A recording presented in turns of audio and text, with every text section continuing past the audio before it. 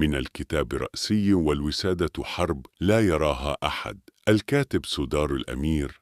الفصل الثاني: الوسادة التي لا تطمئن. لم تكن الوسادة ملجأ، كانت فخا أبيض. مددت رأسي عليها مرة أخرى، لا لأنني وثقت بها، بل لأنني لم أجد مكانا آخر أهرب إليه. الوسادة لا تسأل، لا تعترض، لكنها أيضا لا تحتضن. هي تستقبل الرأس كما تستقبل الأرض جسدا سقط في ساحة حرب، بلا عاطفة، بلا شفقة، فقط قبول بارد. شعرت بها تحت رأسي جامدة، كأنها فقدت وظيفتها الأساسية. لا طمأنينة، لا دفء، لا وعد بالنوم، فقط سطح ينتظر أن أفرغ فيه ما تبقى مني. وكأنها تعرف أن رأسي ليس مكانا للراحة، بل مخزن خراب. ما إن استقر رأسي حتى عاد النزيف، ليس دما يرى، بل ثقلا يضغط من الداخل. كأن أفكاري تتحول إلى سكاكين بطيئة، لا تطعن بل تحفر. الوسادة لم تخفف شيئا، بالعكس زادت وعي بكل ما أحاول تجاهله في النهار. كنت أظن أن الوسائد خلقت لتسكت الرؤوس، لكن هذه الوسادة كانت تصغي، والاستماع أحيانا أقسى من الكلام. سمعت أفكاري بوضوح مرعب، لا تشويش، لا ضباب. كل شيء صار حادا،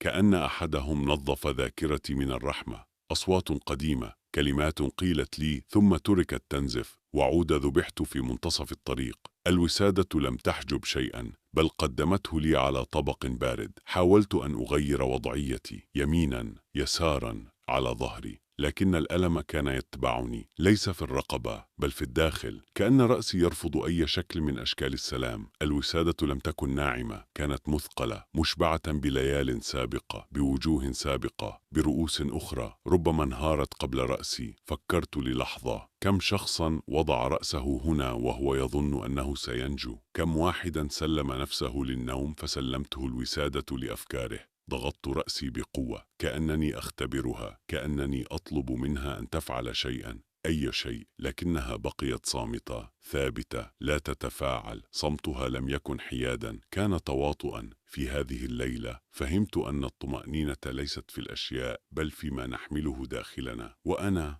كنت أحمل ساحة مليئة بالجثث.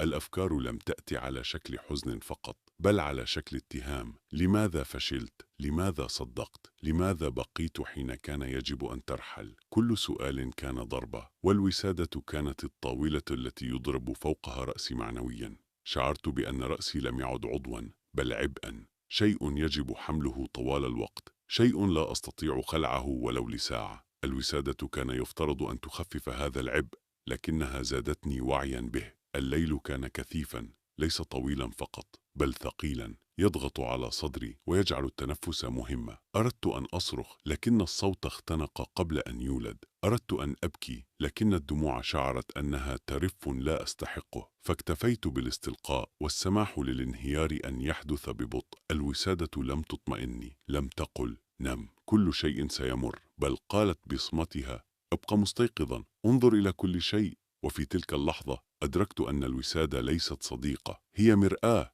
تعيد إليك رأسك كما هو، بكل تشققاته، بكل دمه الداخلي، بكل حروبه. وحين حاولت أن أرفع رأسي عنها شعرت بثقل غريب، كأن جزءا مني التصق بها، كأنني تركت فيها قطعة من عقلي، أو ربما قطعة من قدرتي على الاطمئنان. عدت فوضعت رأسي مرة أخرى، لا استسلاما، بل لأن لا خيار آخر. وهكذا في الليلة الثانية تأكدت من حقيقة واحدة: الوسادة لا تطمئن من يعيش الحرب في رأسه، هي فقط تمنحه مكانا لينهار بوضوح.